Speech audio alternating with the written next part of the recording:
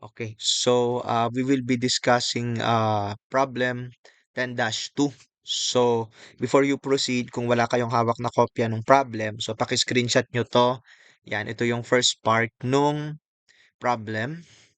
And then, wait, I have to, ayan, ito naman yung requirements. Ayan. So paki-screenshot nyo na before you proceed. Okay, so let's start. So, my assumption here, no, is nabasa nyo na at na-analyze yung problem. So, hindi na tayo pupunta doon. We will go straight to the solution to the problem. Okay, so let's start. So, the first requirement is the materials purchase price variance. Okay, so let's go to our solution. First item to start with ay yung ating uh, materials purchased in pesos. I think this is given. Yes, ayun, 891,000. So you divide that by the amount of materials purchased, which is 180,000. So you'll get the actual price per unit. And then compare that to the standard price per unit. I think it's given. Nasaan ba yun? Ito. Ayan, ito. Ah, 5 pesos. Can I doodle here? Ah, Wait, I'll just I think I'll open this image in Paint para makapag-doodle ako. Wait lang. Eh, I want to close that. Wait lang Buksan natin sa Paint siguro if it's possible para makapag-doodle ako. Okay, or kahit sa PDF. Kailangan. I think possible to sa Paint. Okay. Ayan. Okay. So pwede tayo mag-doodle dito. Okay, so we have the direct materials standard price which is 5 pesos per unit. May pang-highlight dito Wait lang. Ito pala marker. Not really familiar with ano dito. This is too big. Okay, this will not. Okay. So we have here, yan, 5 pesos per unit. Masyado palang dark 'yon. Okay, let's reduce the okay. There. Yan, 5 pesos per unit. Okay? We'll change color. Let's use yellow. Okay. Arte. Okay, there. So 5 pesos per unit. Okay, so where's our solution? Wait, let me transfer it here. Okay, so the standard price for materials is 5 pesos per unit. So you'll have the difference there na 5 centavos per unit. Then multiply that to the units bought 180,000. Okay, so you will have your materials purchase price variance na 9,000. So by comparing the actual price and the standard price here, we can see that the actual price is lower. So your materials price variance will be favorable. So we will use a green uh, color there. Okay, so that's our first requirement. The second requirement, total standard cost of materials allowed. Okay, so the actual production is 7,800 units. Multiply that to the standard materials per unit na 22. So I think that's already given then somewhere here. Eto. Okay, here. Ayan. So 22 units per of materials per finished product yung standard. So yun dun galing yung 22. So the standard materials for the actual production is 171,600. Multiply that to the standard price per unit of material, which is 5 pesos. So you'll get the standard materials in pesos, which is 858,000. So that's your second requirement there. Okay. Third requirement, actual quantity of materials used. Uh, i-black ko na dito kasi at the middle of the discussion, nakakalimutan ko kung ano yung sinosolve ko. Okay. So we are solving for the actual material usage. So, we have our material quantity variance of 12,800. I think this is given. Wait. Yes, here, 12,800 unfavorable. So we use red to signify that it is unfavorable. Okay? So if your materials quantity variance is 12,800 unfavorable, multiply that to the or sorry, divide that by the standard price per unit, which is 5 pesos. So you will get 2,560. That will be your material quantity variance in units. So we'll use a red ink there because our quantity variance is unfavorable. 2,560 unfavorable. So that's your variance. Now, your standard materials allowed for actual production is 171,600. Actually, ito yung solution niya sa taas. Ayan, your actual production of 7,800 times the standard materials per unit of 22. So, 171,600.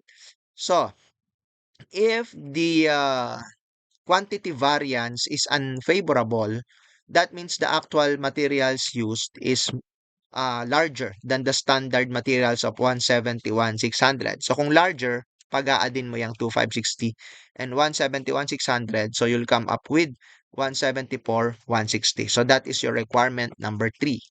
Okay, let's proceed. Requirement number 4, labor rate variance.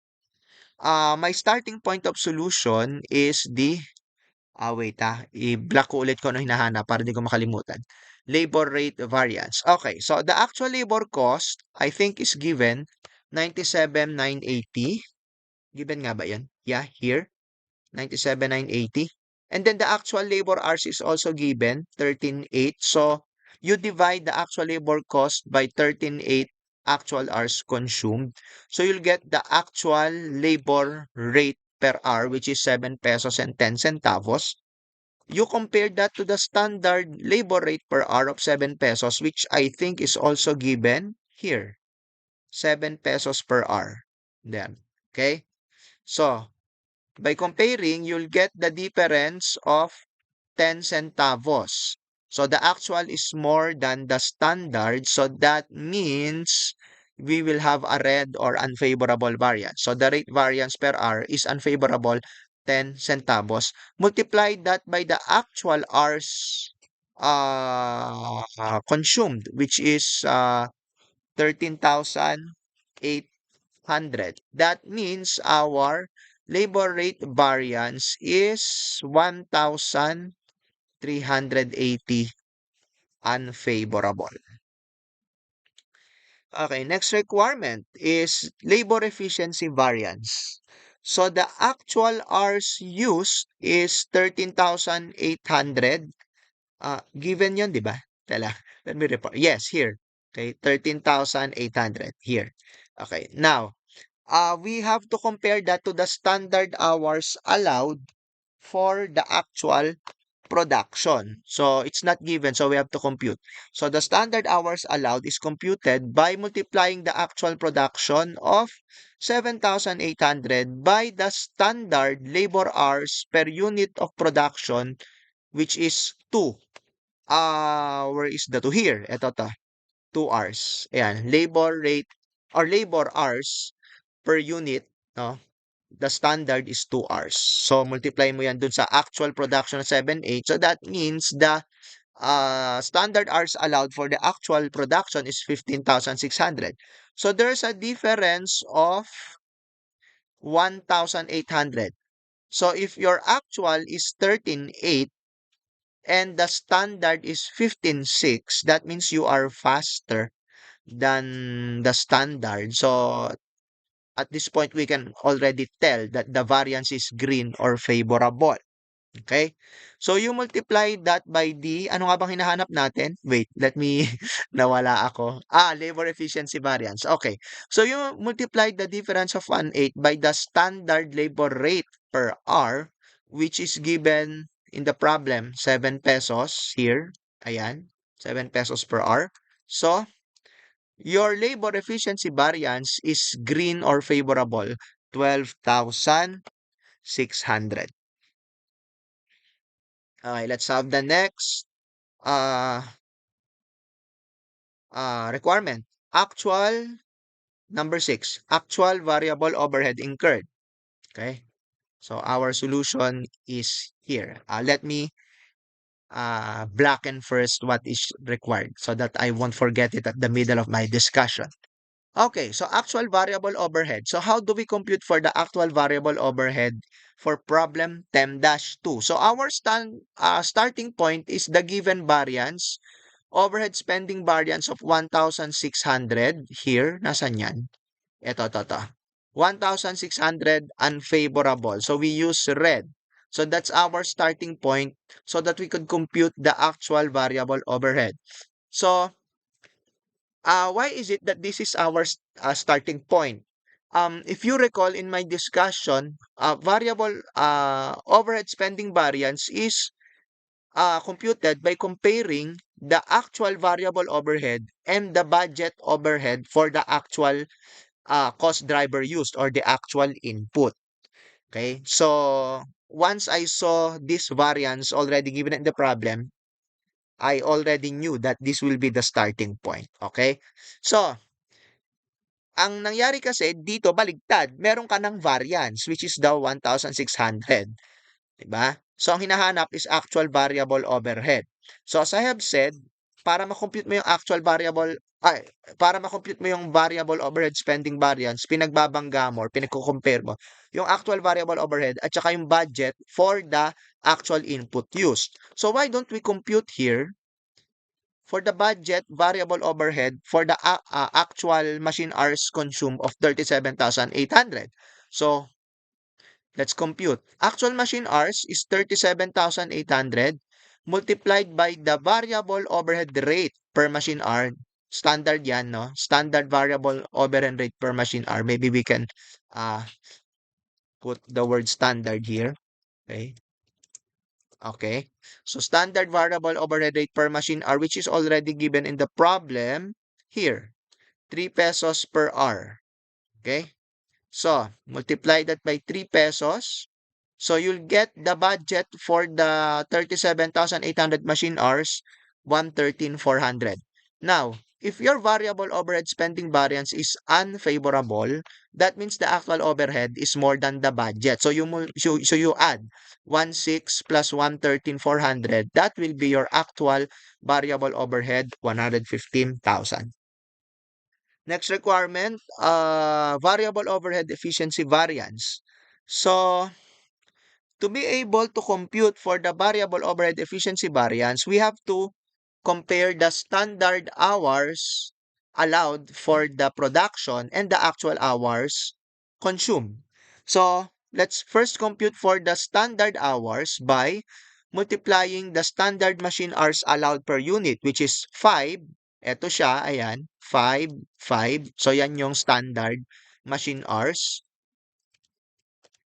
multiplied by the actual production of 7,800. So that will give us 39,000 machine hours. So that will be the standard machine hours allowed for the 7,800 finished products. Compare that to the actual machine hours used, 37,800, which is given here. Ito, 37,800 actual machine hours. So that means there's a difference of 1, 2.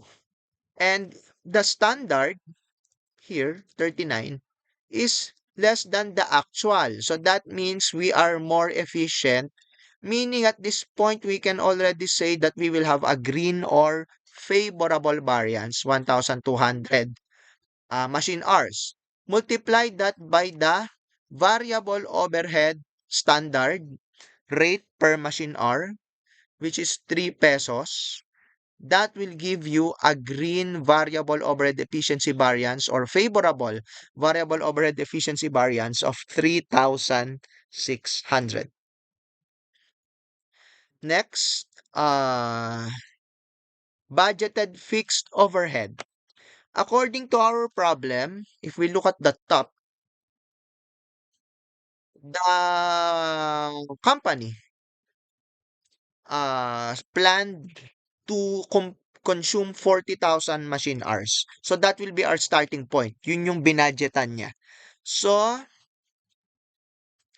budgeted machine hours of 40,000 multiplied by the fixed overhead rate per machine hour, the standard, which is all also given in the problem here.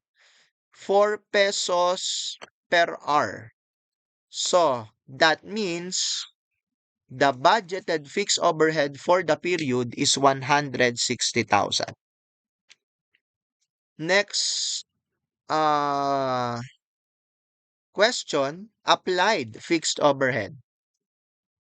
So for the applied fixed overhead, we start with the standard fixed overhead rate per machine hour, 4 pesos given in the problem. Ayan, yan ding ni-highlight ngayon, 4 pesos per machine hour.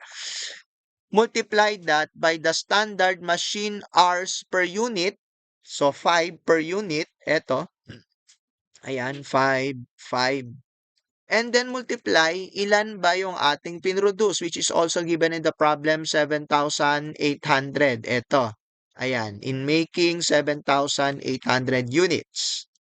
So, multiplying those three amounts, 4 times 5 times 7,800, will give you the applied fixed overhead of 156,000. Next, solution or next requirement is fixed overhead spending variance. So for the fixed overhead spending variance, we will compare the actual fixed overhead of 162,000. Given yata yan. Ito. Ayan. Yan. Sa budget for 37,800 machine hours. So the budget fixed overhead for the 37,800 machine hours. So magkano yon? As I have pointed out, yung budget fixed overhead will remain the same no matter how many hours we are talking about. So, yung kinumpute natin dito kanina ay ang may highlight na 160, yan din yung budgeted fixed overhead for 37,800 machine hours, 160. So that means our fixed overhead spending variance is 2,000 na unfavorable. Yeah, let's use red there. Ayan, kasi mas mataas yung actual sa budget. So, unfavorable. Next, what's the next requirement? Budget, nasa na ba tayo? Number 11, volume variance. So, for the volume variance, we look at or we compare at yung pinlanong i-produce in terms of output versus ilan ba talaga yung na-produce. So, yun yung una nating titignan. So, first, ilan ba yung pinlano, no? Budgeted production. Ang clue natin sa problem ay itong nasa taas, ito to. Estimated, sabi kasi, is ang standard costing ng company is based on estimated 40,000 machine hours. So, ito yan. That's their budget in terms of machine hours. Iko-convert natin siya in terms of units. Okay, so how do we do that? We have already said, no, that the standard machine hours per unit is 5. So the 40,000 machine hours can be converted into 8,000 units. So, sa ibang salita, pwede nating sabihin na ang pinlano ng company ay mag-produce ng 8,000 units. But the actual production fell short by 200 because the actual production is 7,800. So, there's a difference of 200. Now, I have pointed out in my previous discussion na yung volume variance is exclusively a fixed overhead variance. So, if you planned 8,000 pero ang na-produce mo 7,800, so ibig sabihin hindi mo na nasulit yung fixed overhead mo, no? Kasi konti lang yung pinroduce mo. So, that means our variance, volume variance will be red or unfavorable, 200. So, multiply natin yan sa fixed overhead rate per unit. Ang given sa problem is eto, fixed overhead, yan, i-highlight natin ang buo. 5 hours at 4 pesos per hour. So, i-re-express lang natin yan on a per unit basis by multiplying 5 by 4. So, that means, eto yan. Our fixed overhead rate per unit is 20 pesos.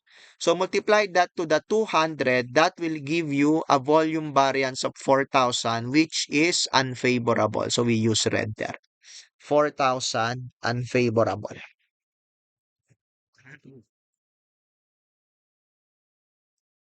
Okay, last na ba? Last requirement na? Yes, number 12, no? Yes, total overhead variance. So there are various ways of computing the total overhead variance in the problem. Unahin ko muna yung shortcut. Okay. So, if you remember, dun sa aking video, meron tayong diniscuss na SVV variance or spending variance, variable efficiency variance, and volume variance. Adding those three amounts will give you the total overhead variance. Yun yung nakita kong shortcut agad dito, no? So, yung ibang amounts na kailangan natin, kinompute natin, yung iba naman ay given. So, let's start first with the spending variance. Unfortunately, we don't have one amount ng spending variance. Ang meron tayo, eto, yan, hiwalay na spending variance for variable overhead which we can actually use. So, eto siya. Yan. Variable overhead spending variance na 1.6 that's given in the problem. So, because it's unfavorable, we use red there. 1.6. Okay. And then, meron tayong kinompute kanina na fixed spending variance. Ito to actually. Ito to. 2,000. So, we put it here. Ayan. So, combining the two, that will be your S sa SVV, no? Spending variance, no? Variable spending and fixed spending, you combine, that's the spending variance. Okay? Now, let's have the second component, the second V, which is variable efficiency variance. I think kinompute natin siya. Nasaan siya? Ito. 3.6. So, we put it here. Variable overhead efficiency variance na 3.6, that's green or favorable. And then the second V of the SVV is the volume variance, which we computed here. Ito, 4,000. So that's a red variance. Okay? So yan na yon. Yung apat na yan, combine them, that will give you the total overhead variance of 4,000. Okay? Which is unfavorable. No? So that's one way of computing it. Na? Another way na I find somewhat mas mahaba pero logical din naman is by comparing the actual overhead and the applied overhead. Okay? So let's do that. No? That's my alternative solution. So the actual fixed overhead, I think given 162. Given nga ba yun? Ito to. 162. Okay? So, ang sunod natin problema ay yung actual variable overhead which we actually computed. Ito, 115,000. So, we put it here, 115. So, you combine the two, that means our actual overhead is 277,000. So, the next problem, how much is the applied overhead? So, the applied overhead can be computed by using itong dalawang to. Ito. Yan. Okay? Meron na kasi tayong rate na 5 hours. Meron na tayong given na ang standard machine hours ay 5 hours and then we have the rate ng variable overhead na 3 per hour and then fixed 4 per hour. So, combining the two, that means our overhead rate per hour is 7. Okay, 3 plus 4, that's 7. On a per unit, that's 35. 7 times 5, 35. Okay, so let's apply it here. Actual production is 7.8 times standard machine hours per unit na 5 as shown here times the standard overhead rate per machine hour na 7, which is the combination of 3 and 4. So, the applied overhead is 273,000. Comparing the two amounts here, actual 277, applied 273. So, your total overhead variance is 4,000. Unfavorable. So, we use red there. So, pareho lang sila nung aking shortcut dito sa taas. No, ito yung aking solution kanina. Okay? So, that's it. That's our problem 10-2.